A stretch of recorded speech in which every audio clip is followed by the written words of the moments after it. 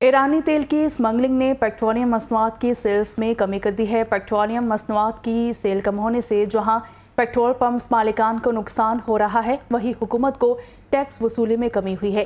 23 जुलाई तक पेट्रोल की सेल में 6% कमी रिकॉर्ड की गई है। इस बारे में मजीद बात करेंगे अशरफ मेहताब से। अशरफ, बताइएगा कितनी कमी मजीद रिकॉर्ड की गई है? जी बिल्कुल, जैसा कि आपको मालूम है कि पाकिस्तान के अंदर स्मगलिंग का माल है वो बहुत ज़्यादा आ रहा है, जिसकी वजह से एक तो यहाँ की मकामी सनत को नुकसान हो रहा है, दूसरा यहाँ जो सरकार को उन अशिया के फ़रोख्त होने से टैक्स मिलना था वो भी नहीं मिल रहा। अब इसमें बहुत सी अशिया आती हैं जिनमें पेट्रोल भी शामिल है। अब ईरान से जो पेट्रोलियम मसनूआत स्मगल होती हैं वो कुछ थोड़ी तादाद में नहीं होती, तकरीबन 25 से 30% इस वक्त मसनूआत जो है स्मगल होकर आती हैं। और वो जो मसनूआत है वो कोई ऐसे नहीं आम गाड़ियों में आती, वही पेट्रोल पंप जो कंपनी की गाड़ी होती है उनके ऊपर मोनोग्राम बने होते हैं और उन्हीं पेट्रोल पंप पे बिकता है, जो कि मुख्तलिफ़ कंपनियों की वो पेट्रोल पंप है जिनसे वो वाबस्त है। तो ये इतना बड़ी तादाद में मसनूआत का आना ईरानियन तेल का, ये सिर्फ ये नहीं है कि पेट्रोल पंप मालकान को नुकसान हो रहा है, बल्कि उनको फ़ायदा हो रहा है कि वो सस्ता लेके महंगा बेच रहे हैं और उसी रेट पे जिस रेट पे आम पेट्रोल बिकता है। लेकिन नुकसान जो हो रहा है वो हुकूमत को हो रहा है। हुकूमत के ख़जाने में वो टैक्स नहीं जा रहा जो कि स्मगल शुदा माल आता है और उसके बाद वो बिकता है।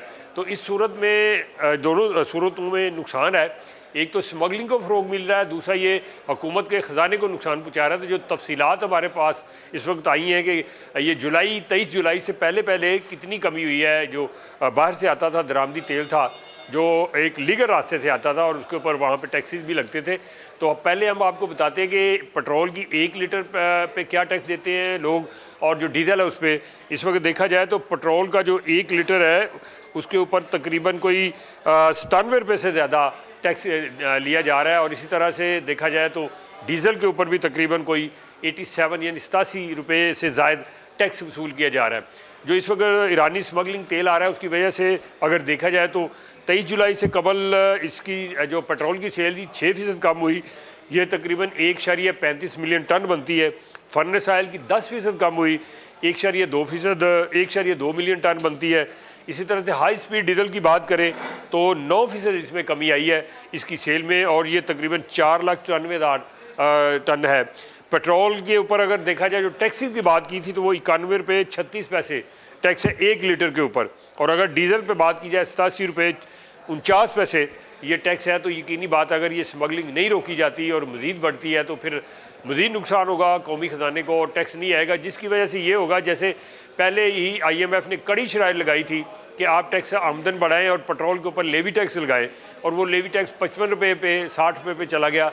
इसी तरह से जो 17% पेट्रोल के ऊपर या बाकी मसनूआत पे इसके पे टैक्स लगता है वो उसकी शरह भी यकीनी बात है फिर जब वो पेट्रोल की कीमत में इजाफा होता है तो उसकी शरह में भी इजाफा होता है, शरह में यानी उनकी मालियत में इजाफा हो जाता है।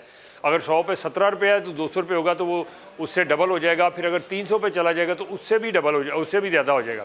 तो अगर ये चीज़ें ये जो स्मगलिंग है ये किसी सूरत किसी चीज़ की भी नहीं होनी चाहिए, ये नहीं आती तो फिर यही होगा कि पेट्रोल आम आदमी को उसी कीमत में मिलेगा, उसको कोई फ़ायदा नहीं होगा इसका सस्ते तेल का। जबकि हुकूमत को ख़जाने में जो टैक्स जाना था वो नहीं जाएगा और जब टैक्स कम होगा तो यकीनी बात अगले साल फिर IMF कहेगी कि पेट्रोल के ऊपर मज़ीद आप टैक्स बढ़ाएं, या तो जनरल सेल टैक्स की शरह में इजाफा करें या फिर लेवी टैक्स को बढ़ा दें।